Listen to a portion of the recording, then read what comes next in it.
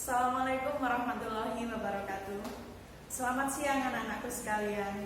Apa kabarnya? Iya, sebelum kita memulai mata pelajaran pada siang hari ini dengan mata pelajaran Bahasa Indonesia, saya akan mengawali dengan berdoa terlebih dahulu. Berdoa mulai. Berdoa selesai. Iya. Bagaimana dengan hari ini? Hari pertama kita belajar dengan sistem daring atau online. Apa kabarnya dengan tugas-tugas sebelumnya? Terselesaikan? Mudah bukan kita belajar di rumah dengan santai sambil makan, sambil minum, mengerjakan tugas? Saya rasa itu hal yang sangat tidak membosankan. Ya, langsung saja kita masuk pada materi siang hari ini, yaitu belajar dari biografi.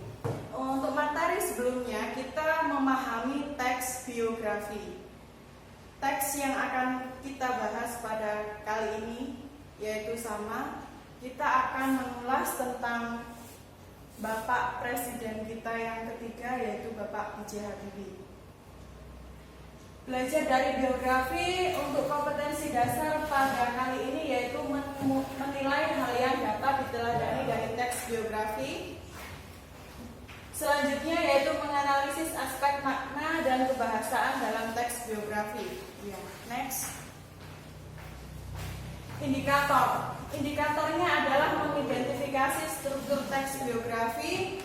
Selanjutnya, setelah kita mempelajari teks tersebut, hal yang akan saya harapkan dari kalian, jadi anak-anak harus mampu untuk mengidentifikasi struktur teks biografi. Jadi berakhirnya dari materi pada siang hari ini nanti akan diakhiri dengan sebuah tugas, yaitu mengidentifikasi struktur teks biografi. Mau dibawa kemana tugas pada siang hari ini tergantung kalian mempelajarinya ya. Jadi minggu kemarin saya anggap kalian sudah tuntas untuk memahami teks biografi, maka pada siang hari ini kita akan belajar lebih mendalam lagi yaitu tentang struktur teks biografi. Next. Nah, yang pertama, struktur teks biografi adalah orientasi. Sama dengan teks-teks yang kita pelajari sebelumnya, debat, eksplanasi, eksposisi, laporan hasil observasi. Setiap teks pasti memiliki orientasi ya. Jadi, pengenalan situasi masalah, pengenalan apa yang akan kita bahas di dalam teks, yaitu dinamakan dengan orientasi atau setting ya, yang berisi informasi mengenai latar belakang kisah atau peristiwa yang akan diceritakan selanjutnya. Jadi gambaran umumnya, gambaran umum sebelum kita mempelajari peristiwa-peristiwa yang akan diceritakan di dalam teks tersebut. Selanjutnya, untuk membantu pendengar atau pembaca, informasi yang dimaksud berkenaan dengan ihwal siapa, kapan, di mana, dan mengapa. Yang kedua yaitu struktur teks biografi, kejadian penting. Jadi peristiwa apa yang dimuat di dalam teks tersebut, yaitu dia akan dimunculkan setelah orientasi. Ada kejadian-kejadian penting itu. Bu, setelah orientasi itu biasanya diikuti dengan kalimat-kalimat penjelas apa tidak? Iya, tentu saja, sama dengan teks-teks yang lain. Jadi orientasi itu biasanya berwujud sebagai deduktif.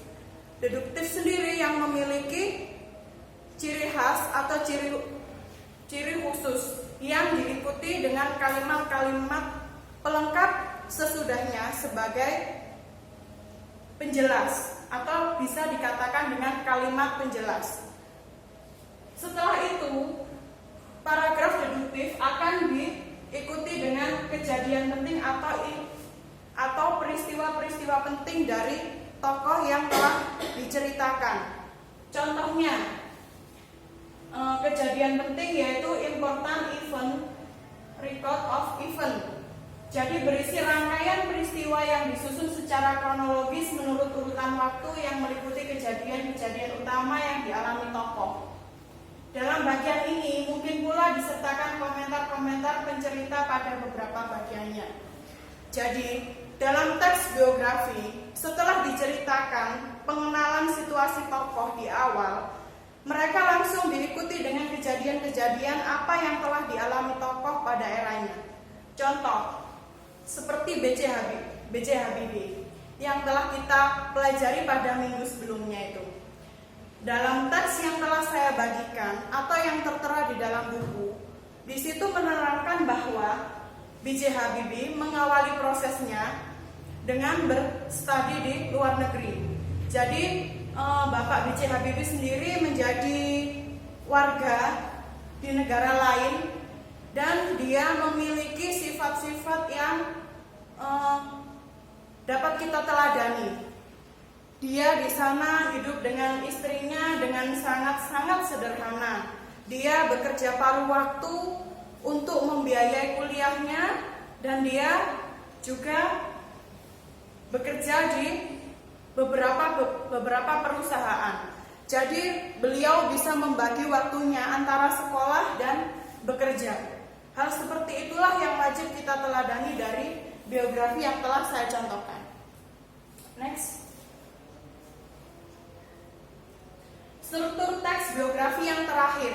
Iya, tidak seperti anekdot, laporan hasil observasi yang memiliki struktur teks yang lebih panjang daripada biografi.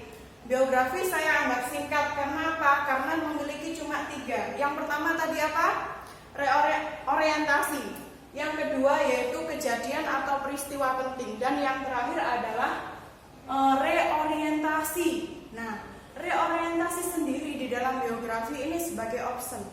Jadi bisa dihadirkan dan bisa tidak dihadirkan. Apakah contoh ya Bu, misalnya teks biografi ini tidak diakhiri dengan reorientasi. Apakah teks tersebut bisa dikatakan menjadi teks biografi? Bisa.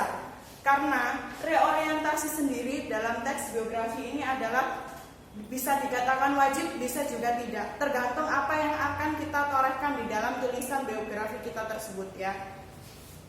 Untuk reorientasi sendiri yaitu berisi komentar, evaluatif atau pernyataan simpulan mengenai rangkaian peristiwa yang telah diceritakan sebelumnya. Bagian ini sifatnya opsional ya, yang mungkin ada atau tidak ada di dalam suatu cerita. Nah, dari awal cukup singkat bukan? Jadi tidak seperti anekdot yang memiliki 5, ada krisis, ada orientasi, ada koda, 2 lainnya itu ya.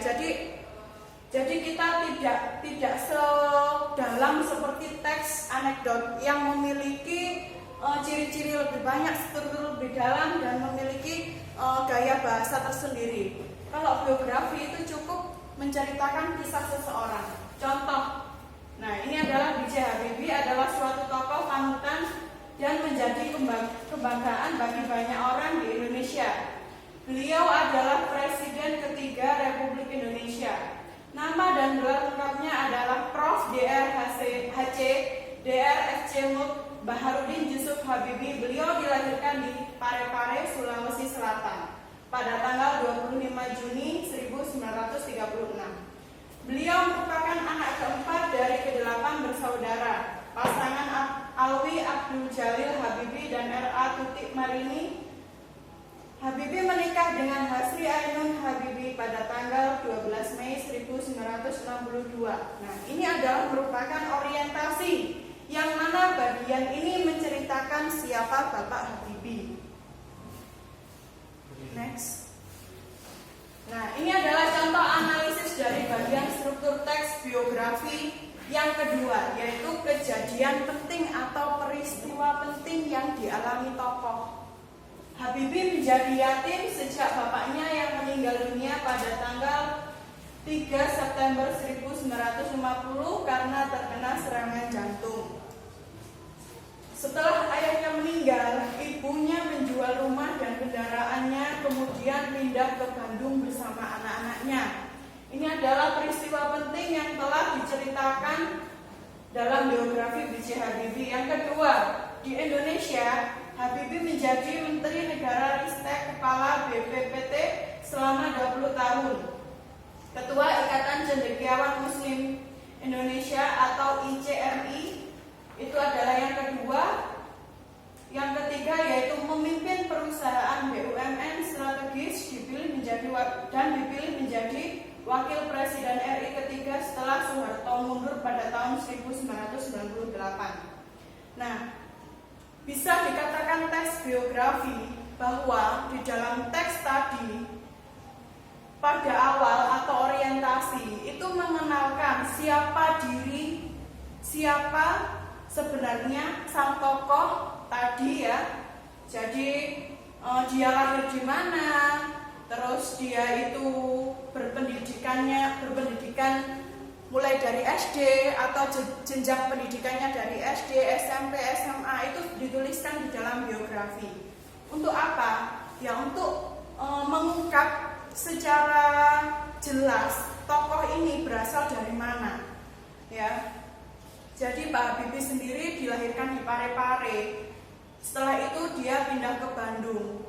Nah, jadi jejaknya dari sejak dia kecil sampai dia menjadi seseorang yang telah menjadi kebanggaan di negara kita, itu semuanya tertulis di dalam teks biografi tersebut.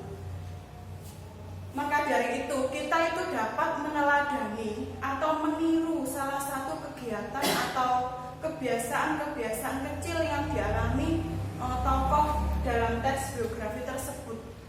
Karena apa? Karena kita bisa membiasakan diri mulai dari sejak awal, sejak dini, itu untuk lebih baik lagi dalam kehidupan sebelumnya. Ya. Yang terakhir yaitu reorientasi. Kutipan teks, kebetulan dalam teks yang saya contohkan minggu lalu itu memiliki reorientasi. Jadi reorientasi yaitu berada di paragraf paling akhir, yaitu turun dari jabatannya sebagai presiden, Habibie kembali ke Jerman bersama keluarga pada tahun 2010. Ainun meninggal dunia karena kanker. Sebagai terapi atas kehilangan orang yang dicintainya, Habibie membuat tulisan tentang kisah kasih dengan Ainun yang kemudian dibukukan dengan judul Ainun dan Habibie. Buku ini telah difilmkan dengan judul yang sama, ya.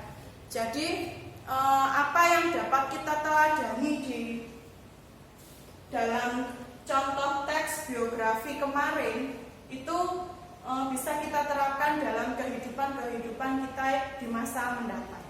Seperti itu. Dari sini ada yang kurang paham tentang struktur teks biografi yang telah saya sampaikan pada siang hari ini. Jika nanti kurang jelas atau kurang paham atau kurang teksnya, mungkin nanti bisa saya fotokan dan saya share melalui grup WA yang telah ada di wali kelas masing-masing.